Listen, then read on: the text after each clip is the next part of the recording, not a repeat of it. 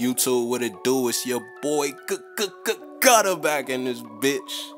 And this time I got a little story time for y'all about how, you know what? We not gonna call this story time. We gonna call this Hood Stories. Hashtag Hood Stories episode 1. Now in this story time, I'm gonna tell y'all about how I used to rob houses and why I stopped. I know it's some scumbag shit. I don't do it no more. I'm 24. This was back when I was a teenager. So don't judge me too much. I'm a changed man, I promise. Just sit back and enjoy. Alright, so this story starts out, I'm 16 years old. I get a phone call from my homie. I'm not gonna say my homie's name. For the sake of the video, we're gonna call him CJ. I get a phone call from CJ. CJ like, hey bro, I know this crib, they don't ever lock the door. And at this point, we probably been at this shit for about 6 months, so we basically professionals. So my robbing ass, my first instinct was, oh yeah, that's a bet, we in there, say less, Mo. And that's when he tells me we gotta do this at night. Now normally we usually go during the day, so that was the first red flag. The plan during the day was always we take turns going to the door, ringing the doorbell, knocking on the door. And if somebody comes to the door, you ask for a random name. Is Marcus home? Oh, no Marcus lives here. Oh, I'm sorry, must be the wrong house. And if nobody comes to the door, well, you know. And even though my better judgment was saying, don't do this ain't what we usually do, it doesn't seem right, but I went along with it anyway because the guys was with it and I ain't pussy, so I'm rocking. Alright, so I get off the phone with CJ. He calls me back literally 2 minutes later. He like, we gotta do this tonight. I'm like, oh shit. He like, I'ma have a whip and all that. He used to live with his grandma. His grandma was old, so she didn't know what was going on. He used to take her car all the time. He scoops me up at like 1 o'clock in the morning that night. We get to the spot around 1:30. We watch the spot for about 10 minutes. We don't see any movement, anything like that.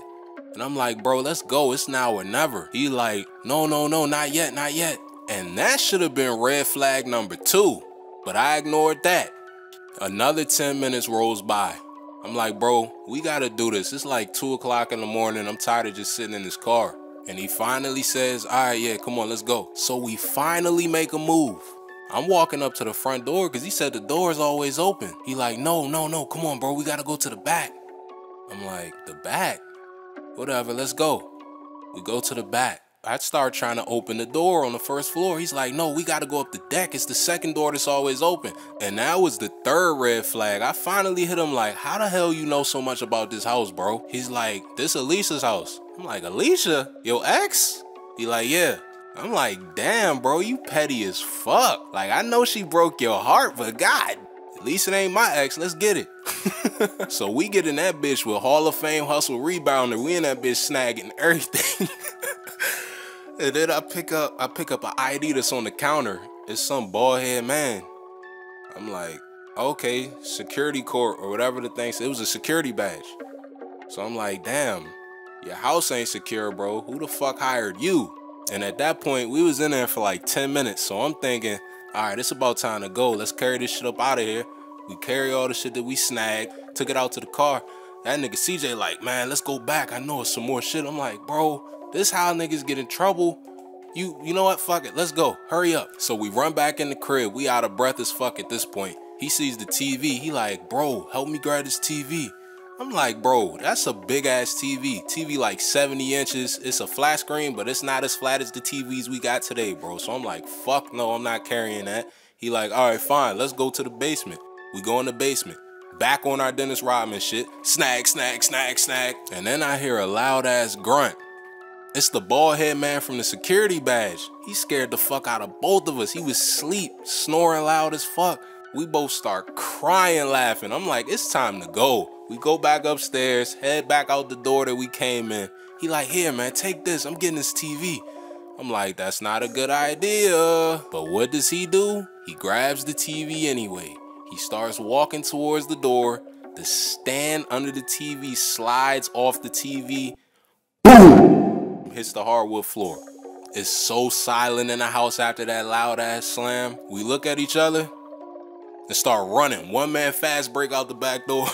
We ran down the deck, and as we ran down the deck, the bald head man in the basement opened the basement door. He looked at both of us. We like, fuck. We start running again.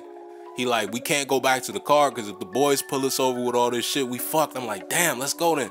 We keep running through the neighborhood, bro. We hopping fences. 10 seconds later, we hear sirens. We see lights. It's like the police was waiting for us. And there was no way we could have kept running, so we jump in the bushes, bro. We're hiding in bushes. I got a sack full of shit. He's holding a 70-inch TV. I lie to you not. And when we get in the bushes, I'm going crazy. I'm screaming on him like, what the fuck, dog? We should have left when I said so. And then we didn't have any other options but to wait out the police. So 2.5 hours pass. It's like 5 o'clock in the morning. The sun is starting to come up. And the police are still at that man's house. So the police finally leave at about 5:30. The sun's halfway up.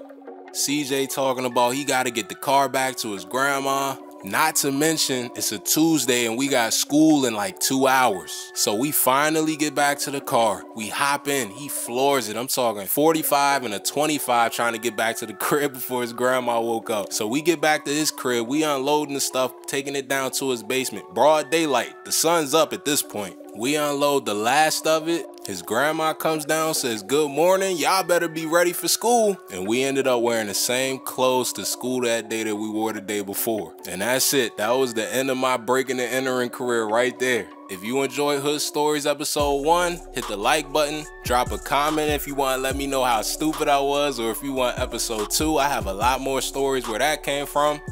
Till then, I'm out.